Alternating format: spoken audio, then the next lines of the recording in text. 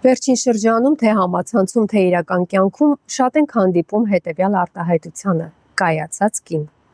Իսկ ով է կայացած կինը։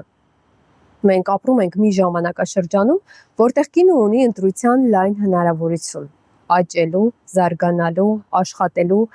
սեփական կարիքները հոգալու եւ նույնիսկ ընտանիքի հենասյուներից մեկը լինելու ֆինանսական առումով։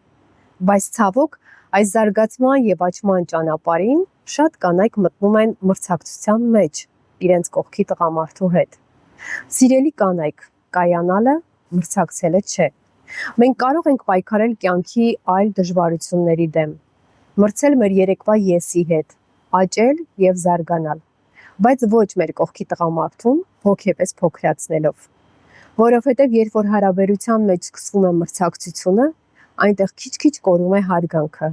Եվ շատ բաժանումների հիմքում հենց սա է լինում, երբ կինը սկսում է իրեն առավել զգալ միայն այն պատճառով, որ ֆինանսապես անկախ է կամ տղամարդուն հավասար է աշխատում։ Բայց իրականում կայացած կինը նա է, ով կարող է ուժեղ լինել առանց դիմացինին թուլացնելու, ով կարող է աշխատել, վաստակել, զարգանալ, բայց միևնույն ժամանակ ընտանիքում ստեղծել այնպիսի մթնոլորտ, որ տղամարդն իրեն վատ չզգա։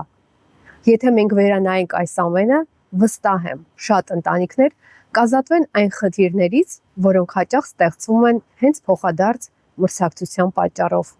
Ի վերջո ընտանիքը պատերազմ չէ, որտեղ պետք է լինեն հաղթողներ եւ պարտվողներ։ Ընտանիքը մի անկյուն է, որտեղ պետք է քայլեն կողք կողքի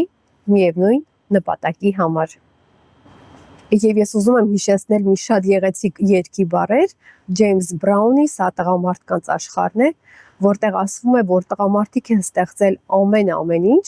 բայց այդ ամեն ինչը ոչինչ է առանց կնոջ։ Եվ եթե նրանք մեր դերը, մեր արժեքը միշտ բարձր են պահել հասարակության մեջ, ապա եկեք մենք էլ մեր տղամարդկանց դերը միշտ բարձր պահենք մեր հասարակության եւ մեր ընտանիքներում։